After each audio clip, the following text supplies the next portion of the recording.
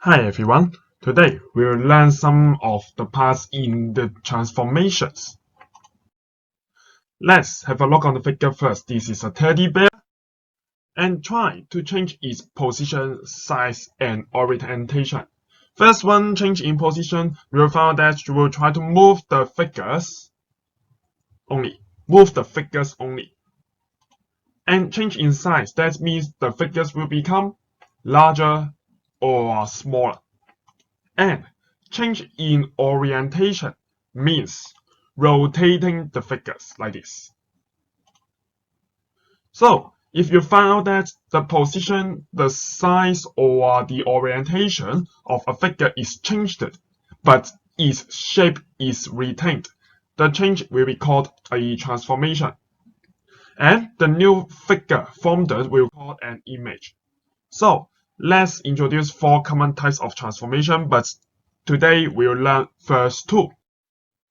Okay, let's go to translation. This is our first transformations, and we will use the first figure as an example. Translate to the right by 3 units. So what is the meaning of translate to the right and what should be the image formed? It will be here. If you don't know, let's count the translation to the right by 3 units. It will be like that. Let's use the square on the left as an example to show how you can count it as 3 units. So let's get started. 1, 2, and 3. Of course, maybe you don't believe about that, so we use another square to show it once more. We'll use this square. 1, 2, and also 3. So you will know what is the meaning of translate the figures to the right by 3 units. So how about translate downwards by 4 units? Let's count it also. Next time you need to draw the figures by yourself. Let's use this square on the right to show it. 1 unit, 2 unit, 3, and then 4. So now you should get the meaning now about the translation. Figure is moved or called translate from one position to another without changing his shape, size, and orientation. This will call translation. By the way, in translation, we should have 4 keywords. Upwards, downwards, to the left, and to the right. So don't forget the keywords about the directions. Now, let's use these 2 figures as an example. And you try to do it in about 2 minutes.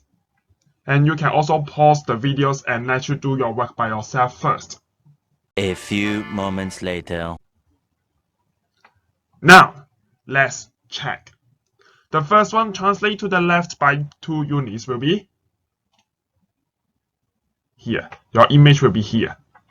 So how about translate upward by 3 units and then to the right by 1 unit?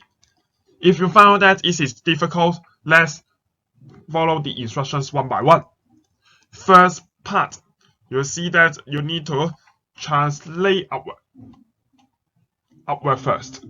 So, upward 3 units.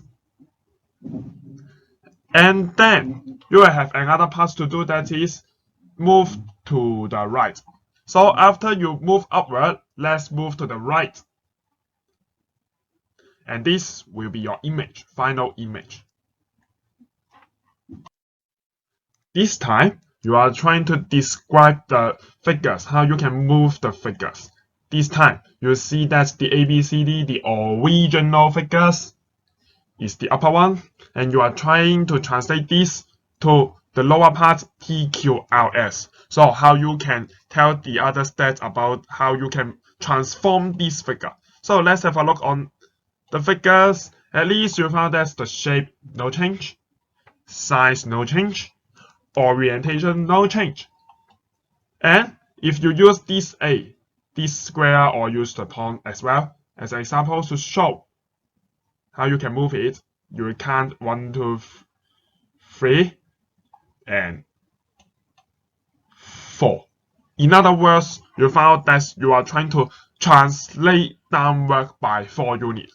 So we will tell the other that PQRS is obtained by translating ABCD downward by 4 units.